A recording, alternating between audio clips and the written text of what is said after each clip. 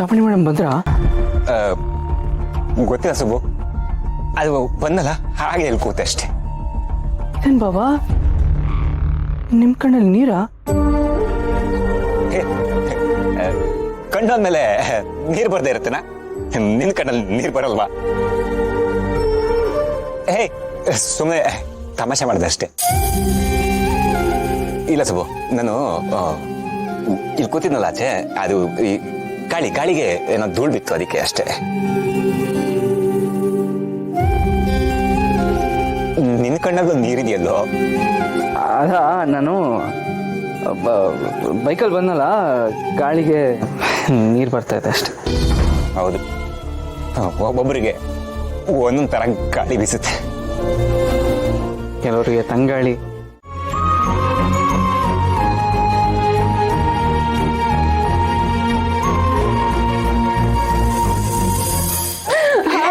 ಗೊತ್ತಾ ಮಾವ, ಮೀಡಿಯಾದವ್ರು ಒಬ್ಬೊಬ್ರ ಮುಖನೂ ಒಂದೊಂದ್ ತರ ಆಗಿತ್ತು.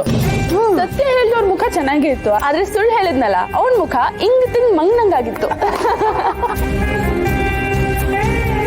ಸುಳ್ಳು ಹೇಳ್ದವ್ರಿಗೆ ಹಂಗೆ ಆಗ್ಬೇಕು ಮೇಡಮ್ ಅವರೇ. ನೆಕ್ಸ್ಟ್ ಟೈಮ್ ನಾನು ಕರ್ಕೊಂಡೋಗಿ ಮೇಡಮ್ ಅವರೇ, ನಾನು ನಿಮ್ ಪಕ್ಕ ನಿಂತ್ಕೊಂಡು ಟಿವಿಲಿ ಬರ್ತೀನಿ. ರೀ ನೀವ್ ಯಾವಾಗ ಬನ್ರಿ? ಕುತ್ಕೊಬಿಟ್ಟ ಒಂದ್ ನಿಮಿಷ ರೀ, ನೀರ್ ತರ್ತೀನಿ.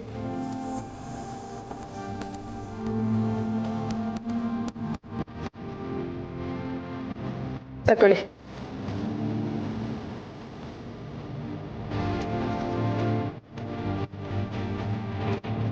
ಸದ್ಯ ನನ್ನ ಮಗ ಸೊಸೆಗೆ ಯಾವ ದೃಷ್ಟಿನೂ ತಾಕಿಲ್ಲ.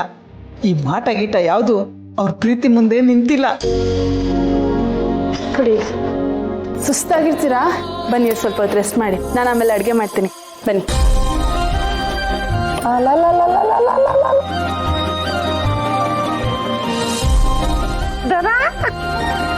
ನೋಡ್ದೇನೆ ತಮ್ಮನ್ನ.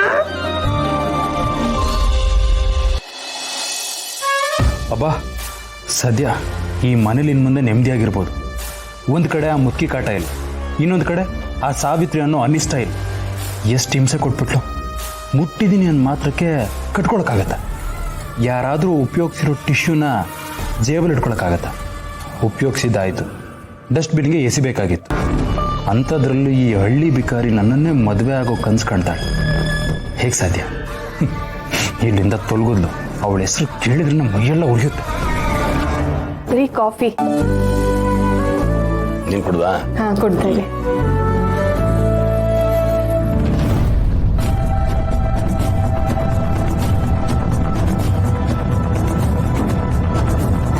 ಅರೆ ಸಾವಿತ್ರಿ,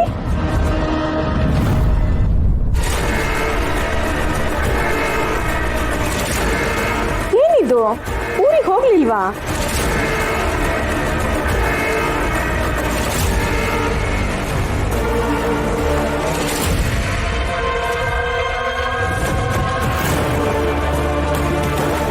ಏನಮ್ಮ ಸಮಾಚಾರ? ಲಲಿತಾದೇವಿ ಅಮ್ಮನವ್ರು ಏನಾದ್ರು ವಾಪಸ್ ಬಂದ್ರ? ಇಲ್ಲ ಸರ್, ಅದು ಅಮ್ಮವರು ವಾಪಸ್ ಬರ್ಲಿಲ್ಲ. ಅಕ್ಕ, ನಾನು ಊರಿಗೆ ಹೋಗ್ಲಿಲ್ಲ. ಊರಿಗೆ ಹೋಗ್ಲಿಲ್ವಾ? ಏನ್ ಹೇಳ್ತಿದ್ಯಾ ಸಾವಿತ್ರಿ?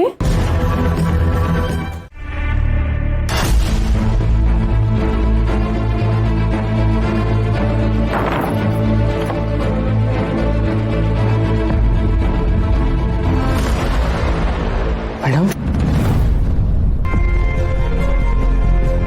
ನನ್ನ ಹತ್ರ ಬರೋದಾಗ್ಲಿ, ನನ್ನ ಜೊತೆ ಮಾತಾಡೋ ಪ್ರಯತ್ನ ಆಗ್ಲಿ ಮಾಡಬೇಡ.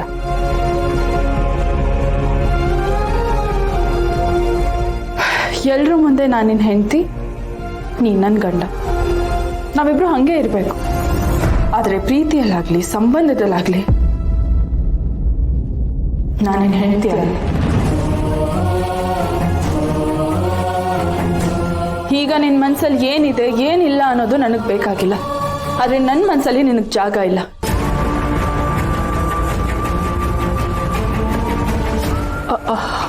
ಮೇಡಮ್, ನಿಂದು ಶಾಲ್ವಾದ ಹೃದಯ. ಆ ಹೃದಯದಲ್ಲಿ ನನಗಂತೂ ಜಾಗ ಇಲ್ಲ. ಅದಿರೋದು ನನಗೆ ಬೇಕಾಗೂ ಇಲ್ಲ. ನಿನಗೆ ಯಾರು ಇಷ್ಟ ಇದ್ದಾರೋ ಅವರನ್ನ ನಿನ್ನ ಹೃದಯದಲ್ಲಿ ಇಟ್ಕೊಂಡು ಮೆರೆಸು. ಇಲ್ಲ ಮೇಡಮ್, ನಾನು ಅದ್ರ ಬಗ್ಗೆ ಕೇಳೋದಕ್ಕೆ ಬರಲ್ಲ.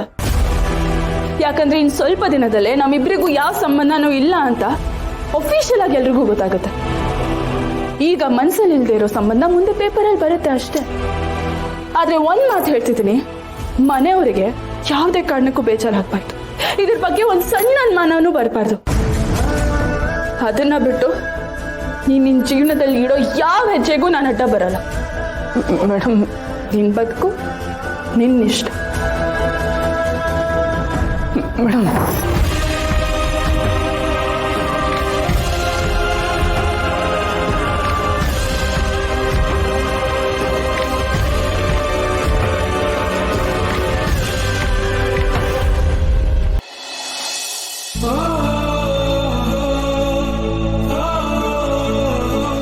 ನಾನು ಏನ್ ಮಾಡಿದೆ ಅಂತ ಮೇಡಮ್, ನಾನು ಏನ್ ಮಾಡಿದೆ ಅಂತ ಹೀಗಾಡ್ತಿದ್ದೀರಾ? ಯಾಕೆ ಇಷ್ಟೊಂದು ದ್ವೇಷ ಮಾಡ್ತಿದ್ದೀರಾ ನನ್ನ? ಯಾಕೆ ಇಷ್ಟೊಂದು ಕೋಪ ನನ್ನ ಮೇಲೆ ನಿಮ್ಗೆ? ನಾವು ಮದ್ವೆ ಆಗಿಲ್ದಿರೋ ವಿಷಯನ ಯಜಮಾನ್ರಿಗೆ ಹೇಳ್ಬೇಡ ಅಂತ ಹೇಳಿದ್ರಿ, ನಾನು ಹೇಳ್ಬಿಟ್ಟಿದ್ದೆ. ನೀವು ಅದಕ್ಕೆ ಕೋಪ ಮಾಡ್ಕೊಂಡಿದ್ದೀರಾ ಅನ್ಕೊಂಡೆ. ಆದ್ರೆ ಇವಾಗ ಮದ್ವೆ ಆಗಿದೆ, ಎಲ್ಲ ಸರಿ ಹೋಗಿದೆ ಅನ್ಕೊಂಡೆ. ನನ್ನ ಮನ್ಸಲ್ಲಿರೋ ಪ್ರೀತಿನ ನಿಮ್ಗೆ ಹೇಳೋಣ ಅನ್ಕೊಂಡೆ. ಆದ್ರೆ ನಾನೇ ನಿಮ್ಮ ಮನ್ಸಲ್ಲಿ ಇಲ್ಲ ಅಂತ ಹೇಳ್ಬಿಟ್ಟಲ್ಲ ಮೇಡಮ್. ಈ ಮದ್ವೆ ಅನ್ನೋ ಸಂಬಂಧನೇ ಬೇಡ ಅಂತಿದ್ದೀರಾ. ಈಗ ನನ್ನ ಪ್ರೀತಿ ವಿಷಯ ಹೇಳ್ಕೊಂಡ್ರೆ ನಿಮ್ ಕೋಪ ಅನ್ನೋ ಉರಿತಿರೋ ಬೆಂಕಿಲಿ ನನ್ನ ಪ್ರೀತಿ ಸುಟ್ಟೋಗ್ಬಿಡುತ್ತೆ. ಅಯ್ಯೋ ಆಂಜನೇಯ, ನನ್ನ ಮನ್ಸಲ್ಲಿ ಪ್ರೀತಿನ ಕೋಪ ಹುಟ್ಟಿಸ್ದೆ. ಯಾಕೀಗೆಲ್ಲ ಆಗ್ತಿದೆ? ಯಾಕೀಗೆಲ್ಲ ಆಗ್ತಿದೆ?